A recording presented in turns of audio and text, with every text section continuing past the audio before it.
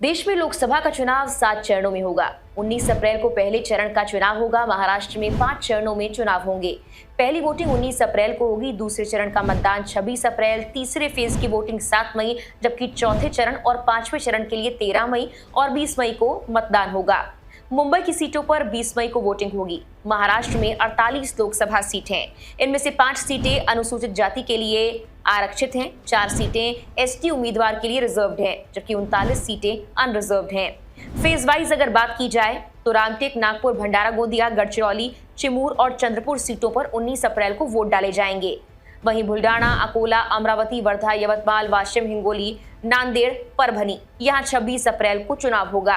रायगढ़, बारामती, उस्मानाबाद, लातूर, सोलापुर, माड़ा, सांगली, सतारा, रत्नागिरी, सिंहदुर्ग, कोल्हापुर और कुछ सीटों पर 7 मई को चुनाव होंगे।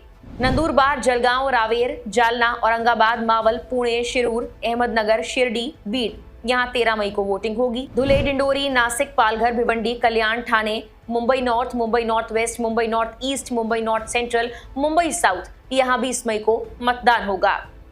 2019 के चुनाव में महाराष्ट्र में भाजपा ने 23 सीटों पर जीत हासिल की थी। शिवसेना ने 18 सीटें अपने नाम की थी।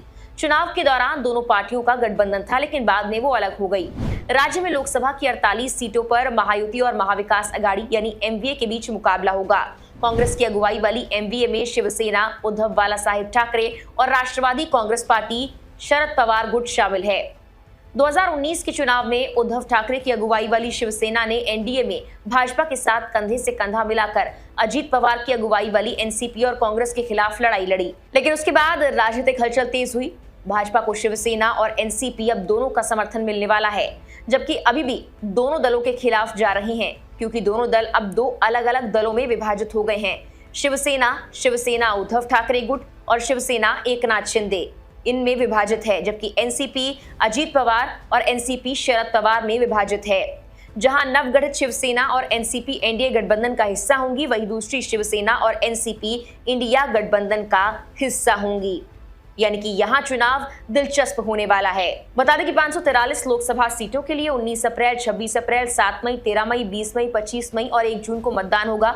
19 अप्रैल को पहले चरण में 102 सीटों पर वोटिंग होगी, जबकि आखिरी फेज यानी कि 7वें चरण में 57 सीटों पर मतदान कराया जाएगा। फिलहाल के लिए इस वीडियो में इतना ही।